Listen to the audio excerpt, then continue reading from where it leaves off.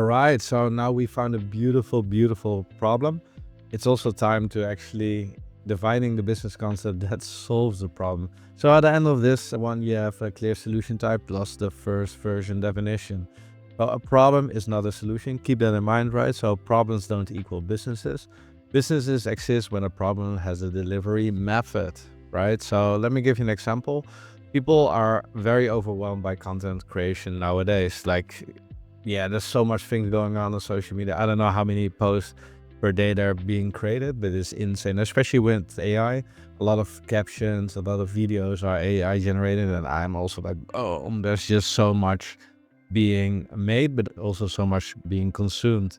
So the solution can be a service, a system, a product, a training, or tool assisted workflow, right? So there are many different ways to deliver it, right? It depends how you're going to deliver it. And that's why it's very, very important to dive into how you want to solve this problem and what really aligns with what you are doing. So the rule is a problem needs a form to become a business. So common solution types, especially for beginners, there are a lot of other models, but do not try to invent new business models. Pick a known one which is already destined to work and proven that it already works, right? So I just categorize it in the following. So one service, so it's basically done for you. So this can be, for example, someone who writes social media posts for you, right? A productized service. So this is basically a service which has a fixed scope. So you can think about going to a platform where you just press how many social media posts you want, you fill in the form, and then after that it gets delivered, right? So it has like less distractions and it has like the workflows are more defined. But a system or a workflow is a repeatable progress, so it's basically the same. This can be, for example, a content automation system, a template, asset, or plug and play. So you create, like, let's say on Figma, or you create on Canva a certain template and people update the text and they can use that. Trading book, playbooks is more like guidance, so you can think about a guide how to create the best looking visual with AI. And a hybrid can be something in combination of the both of us. This can be, for example, service together with a system. So this can be, I create like 15 different templates for you that you can after that you utilize for plug and play, right? Yeah. A rule, you win with boring formats. The more complicated you make, the harder it is to explain to people. People just nowadays want to have something fast that fixes their problem. And if the price point is okay, they want to make the decision, right? So you win with boring formats. So do this, circle 2 solution types that could solve your problem. So out of these 6, just pick 2. And then also think about what you like to do. Don't dive into anything too complicated or so. Just pick anything what aligns with yourself and solves the problem. So what businesses and people actually pay for? So people pay for speed, clarity, reduced effort, reduced risk, avoiding mistakes, saving or making money, right? People don't pay for information alone. Most time they want to utilize it or they're too lazy or so. So yeah, then people want to do something with it, right? Except if you're thinking about like certain white papers or like very expensive reports, they can have something, but in most cases it's very hard to build a business for. That's why I only want to focus on the 6 core types, right? So certain features, right? Features, just features. If it doesn't plug into anything or delivers an outcome, then it's irrelevant, right? Or AI access. The AI need to solve something, right? So you focus on the problem solution. Do this helps them by them get relief by. So how does this actually help them, right? You fill this in, it already becomes more clear. So it can be this helps them get their content faster, this helps them to get it cheaper, etc. A problem, best solution fit. What I want to do over here is basically for every problem they're having, there's a solution, right? So I just give some examples. So if there's a lot of confusion and all, it should be like, hey, let's create an automated flow, which they don't have to operate, so everything becomes easier.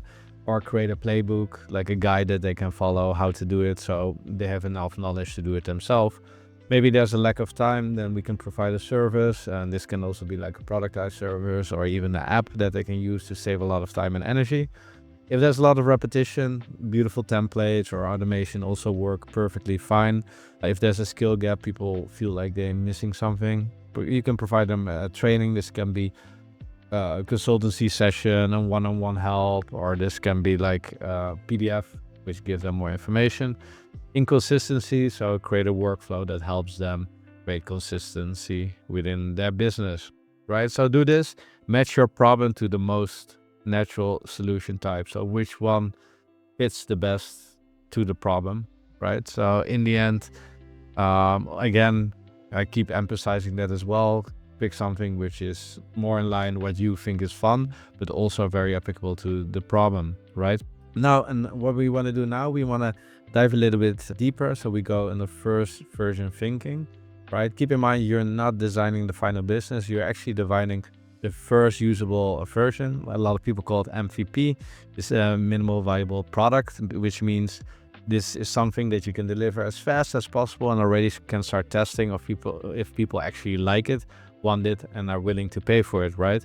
My exercise is always, especially right now with the power of AI, you want to have something that one person can deliver. You don't want to hire a lot of people or make everything very complicated. You can do it with a minimum of budget if you want to, but in my recommendation is always start very easy, simple and clean, and just focus on solving the problem, because once you solve the problem, you have something workable, you will get a lot of feedback and things will change over time, right? Think about weeks, if not days, right? And make sure that it's not months before you get started, because in the end it becomes a very draining process, right? So the rule is the first version proves usefulness, not scalability. You don't have to think about scalability. If you can, think about it, but not in how are you creating the solution, but more on the problem itself, right? Is it something that can become very, very big? Yes, that is very interesting. But in how are you solving this problem with the first MVP?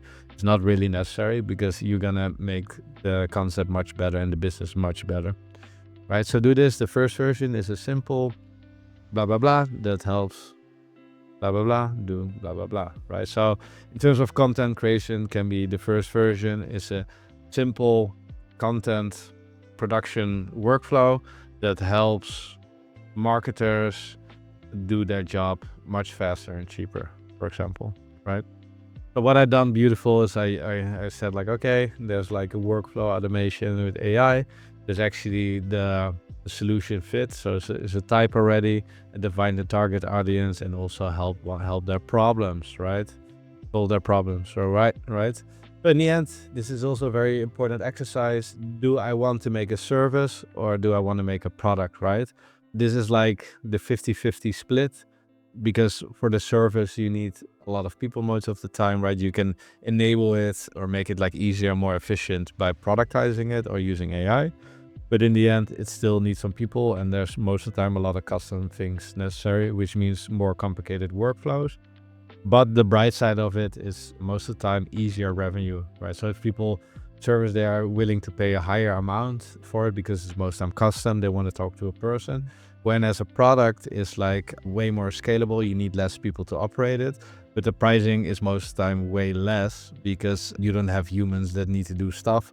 And the value of software in most cases, at least, we're not talking about very heavy enterprise B2B software, but in general, people expect a lower entry price, right? So keep that in mind. I think you can go both ways, but it's more what are your personal objectives and what do you want to do? And does it really fit the problem, right? So choose a service if the problem is very messy, because that means you have a lot of things that you need to consider.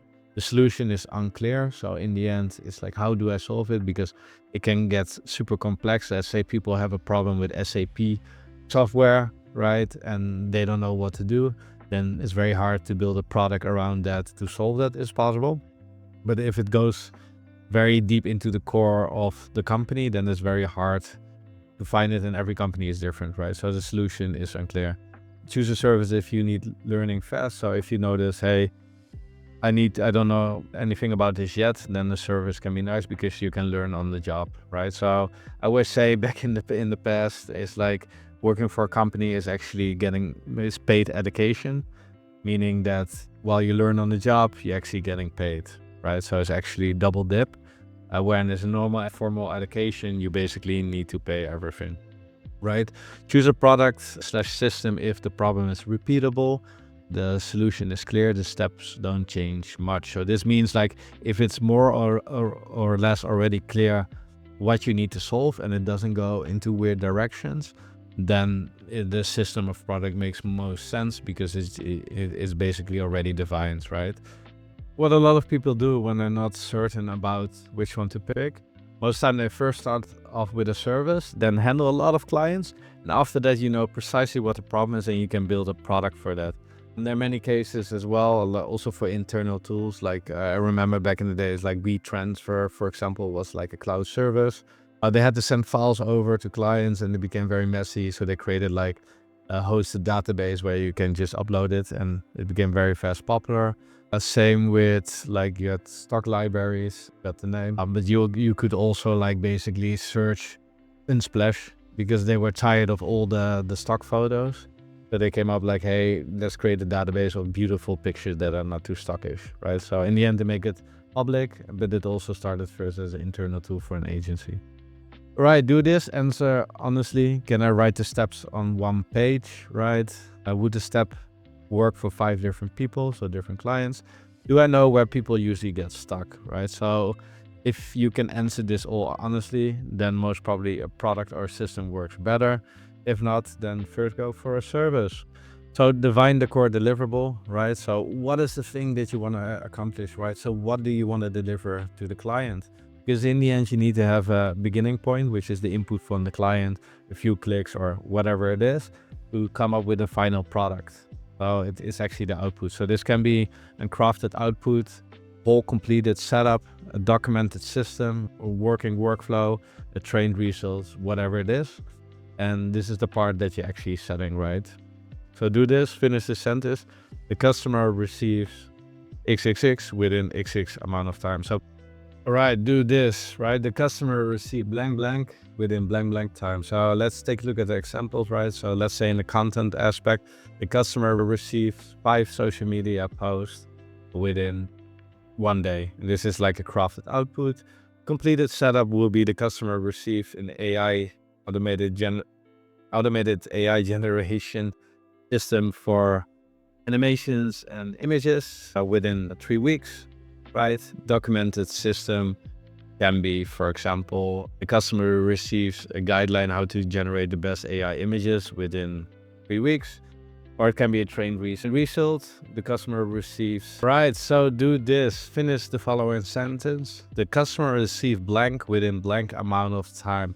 The meaning with a crafted output, it can be something the customer receives full social media content with caption within 3 days, right? A complete system or like a setup can be the customer receives an automated image generation system that can produce endless amount of social media posts within 1 week, right? So as you can see, it's already completely different to build. One is focused just on the output, just the social media post. The other one is focused on the system that can generate it for you. So it's very, very important that you define the core deliverable. So how does AI fits in all of these? So first, remember, AI is just a tool. It cannot do everything. So it cannot define a value. The value is really coming from the customer. It really depends who the customer is, what kind of budget he has, and how much he is willing to pay. It cannot replace judgment, so always use your own brain, mind, and power to do your own judgment, right, and create demand. So in the end, it's still a human that's willing to pay for it. AI can speed up delivery, right? As we all know, it goes much faster, much more efficient, reduce effort, right, and improve consistency over time. So let's do a reality check, right? So answer yes or no. Can I deliver this completely alone? Can I explain it simply? Can I test it with 1 or 3 people? Can I improve it after feedback? Once you have this one done, you can really define, hey, this is a good business concept that I can execute alone with not a lot of budget. It's super easy to understand, right? Everyone needs to understand it, especially your target audience. Can I test it, right? I simply want to test it. I want to get the MVP already tested.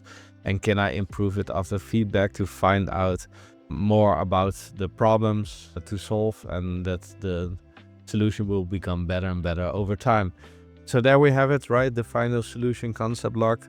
I solve the problem by delivering a solution type that helps the person achieve the outcomes, right? In this case, I solve content creation frustration by delivering an automated AI generation system that helps a marketer achieve much better, higher quality content pieces for a much lower price, right? But keep in mind, everything just one sentence, no branding, fluff, no tools, and don't mention AI in it. And there we have it, right? Your first business concept, well researched and pretty much defined.